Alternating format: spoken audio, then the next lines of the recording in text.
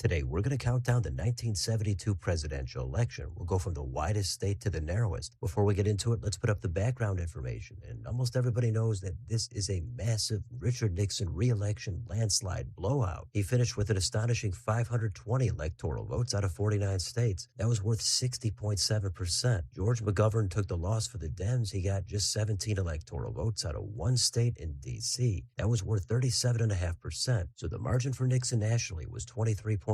Let's see what that looks like in each state. So on this countdown, we're going to use shading. The darkest colors are over 10% margins. There's going to be a ton of them. There's not going to be many close margins on here, but if they are, they're going to be a lighter shade. So 49 of these are going to go red. We'll start with the absolute widest margin. This is actually not Washington, D.C. for once. It's Mississippi. Nixon's margin was 58.6. The second widest for McGovern was Washington, D.C. at 56.5. Still over 50% is Georgia. Just under that is Oklahoma. Number 49 is Alabama. 48 is Florida. Then we've got a little bit narrower in South Carolina. Then it's Utah. Then at 41% is Nebraska. Slightly narrower, we've got North Carolina. Now we're under 40%. It's Wyoming. Then it's Idaho and it's Kansas. A little under that, it's Arkansas and Tennessee. On the East Coast, we've got Virginia. In the Deep South, it's Louisiana. Then it's nearby Texas. Number 35 is Indiana. Then in the Southwest, it's Arizona. Now we're under a 30% margin in New Hampshire. Then we've got Kentucky.